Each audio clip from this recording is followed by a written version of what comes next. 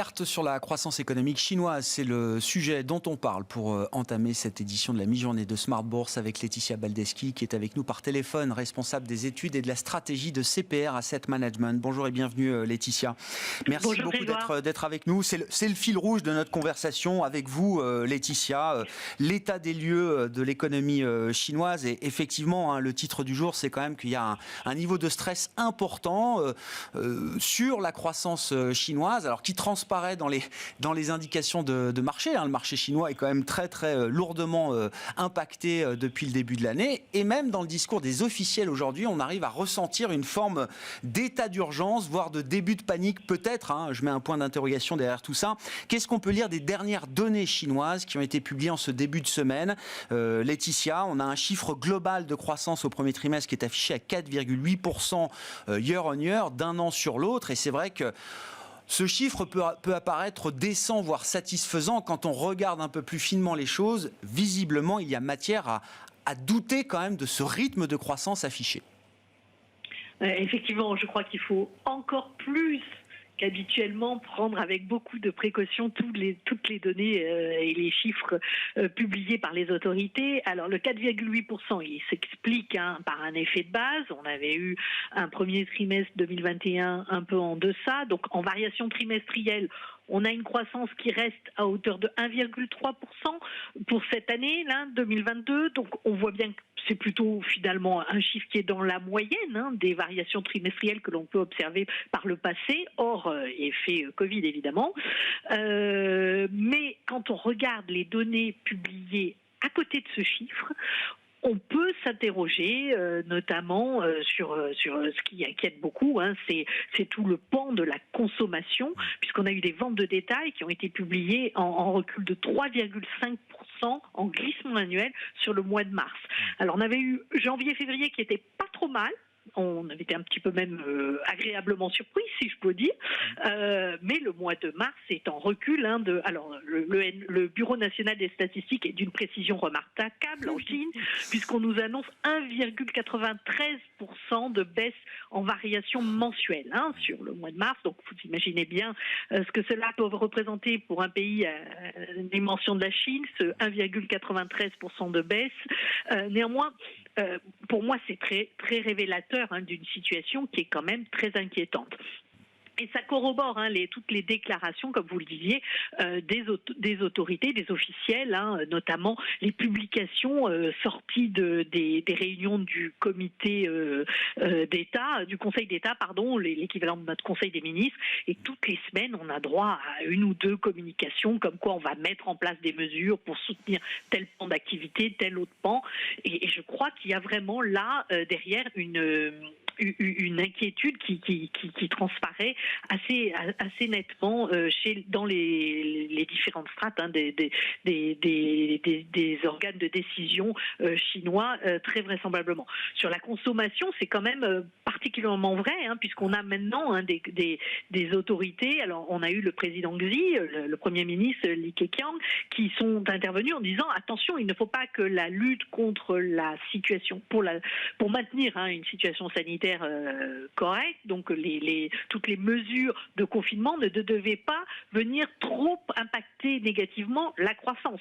Donc c'est quand même là la reconnaissance qu'il y a effectivement un sujet en termes de consommation. Et oui, et on voit bien d'ailleurs que dans le discours des officiels, comme vous dites Laetitia, la hiérarchie des priorités est en train de changer. Oui, il y a la grande vision de la prospérité commune, qui est la grande vision stratégique de Xi Jinping, toujours. Mais avant cela, il y a quand même l'urgence économique et même sociale. Et c'est un point que vous souleviez ici même, il y a quelques semaines à peine, Laetitia.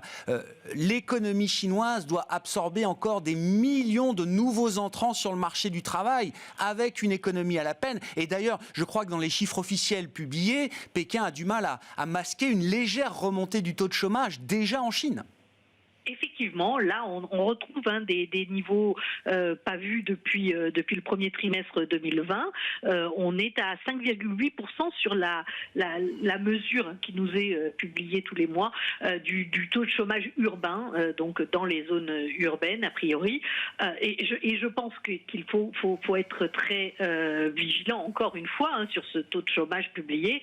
Il ne couvre qu'une partie de la population active, à mon avis, pas du tout l'ensemble, et notamment tout ce qui est population migrante des zones rurales vers les zones urbaines, et qui ne sont pas pris en compte dans ces mesures. Donc je crois qu'il y a un vrai sujet effectivement social. On voit bien que les autorités sont inquiètes quand on voit les photos de ce qui se passe actuellement à Shanghai. Tout ceci les perturbe énormément. N'oublions pas que nous sommes dans une année charnière pour le système politique chinois, où on va avoir vraisemblablement le troisième mandat du président Xi Jinping. Donc c'est la première fois depuis Mao qu'un dirigeant chinois va rempiler une troisième fois, et donc il arrive dans une situation, il se retrouve un petit peu, je dirais, au bord du gouffre, où il va avoir un bilan social et économique qui est très très mauvais au début octobre, si rien n'est fait. Et donc cela explique toutes les mesures qui sont annoncées pour essayer de soutenir la demande intérieure, donc la consommation, ou la demande extérieure, parce que ça aussi c'est un vrai sujet.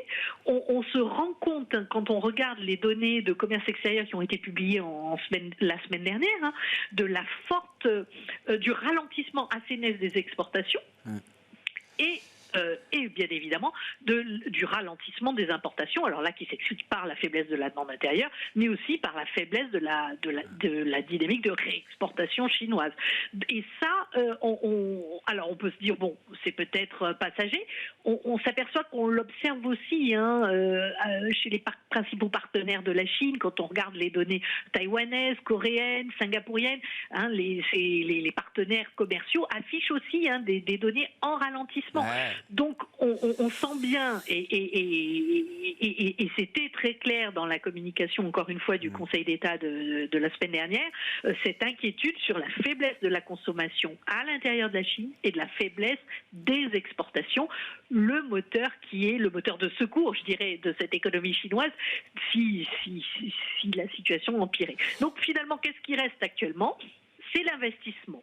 Et effectivement, on a eu une publication, 9,3% de hausse sur un an de l'investissement. C'est en ralentissement par rapport au début d'année, où on était plutôt sur des rythmes de 12%, mais ça reste assez fort. C'est essentiellement la dynamique, elle se fait sur les infrastructures. Donc là, on voit qu'on retrouve, je dirais, les canaux habituels de soutien à l'activité que l'on observe sur cette économie chinoise. C'est le financement public via des émissions obligataires par les gouvernements locaux, des crédits bancaires distribués aux entreprises nationales pour financer des infrastructures en Chine. Et c'est ça qui, pour le moment, soutient un peu cette économie chinoise. Et par contre, l'immobilier reste très très très mal engagé, malgré des mesures d'assouplissement, comme on a pu les observer encore hier dans la publication de la Banque centrale chinoise, qui visait à soutenir le refinancement des principales sociétés d'immobilier. Oui, donc un soutien à l'offre, alors qui peut pas remplir totalement les objectifs de soutien à l'économie chinoise, si le problème en partie est lié à la demande. C'est ce que je comprends, Laetitia. Eh bien oui, c'est toujours notre problématique et notre scepticisme sur cette dynamique chinoise, c'est qu'on diagnostique, et les autorités maintenant le diagnostiquent, un problème de demande. Or, on met en place des solutions visant à renforcer l'offre. Typiquement sur les mesures mises en avant pour la consommation des ménages, on parle de réduire les quotas qui limitaient les nouvelles immatriculations de voitures pour relancer donc les ventes d'automobiles. Mais le problème est peut-être pas là, puisque encore faut-il que les ménages puissent s'acheter une auto. Et voilà. Et de ce point de vue-là, est-ce que vous dites que la responsabilité du Covid et de la stratégie zéro Covid est très importante, explique en grande partie cette faiblesse conjoncturelle de la demande chinoise, ou est-ce qu'il y a quelque chose de plus profond également qu'il faut analyser ? Moi, j'ai quand même le sentiment qu'on est la transformation de ce modèle chinois, dont on parle depuis 10 ans maintenant, qui s'est fait progressivement en faveur de la demande intérieure. Eh bien, elle n'est pas complète et surtout, elle a été faite que du côté de l'offre, encore une fois. On n'a pas essayé de régler ou d'assainir et d'apporter de la confiance au consommateur final via un système de protection sociale beaucoup plus important et plus généralisé. Et donc aujourd'hui où il y a ce climat d'incertitude qui est quand même très, très fort, lié, alors évidemment pour bonne part en Chine, encore aujourd'hui lié à la situation sanitaire, mais on le voit bien, enfin la géopolitique, il y a énormément de sujets d'inquiétude. Et donc, dans une économie où vous n'avez pas l'assurance que finalement, un peu comme on voit dans les pays occidentaux et qu'on a pu observer sur les 2 dernières années, où vous avez un État qui en dernier ressort vous aidera, eh bien, vous faites votre propre assurance pour l'avenir. Et donc, vous faites de l'épargne de précaution. Donc, on voit bien que tant qu'il n'y a pas cette certitude que l'État sera là, pour seconder au cas où, eh bien, on aura un problème de demande. Merci beaucoup Laetitia, merci pour cet éclairage et cette discussion continue qu'on entretient sur la situation chinoise avec vous, Laetitia Baldeschi, responsable des études et de la stratégie de CPR Asset Management.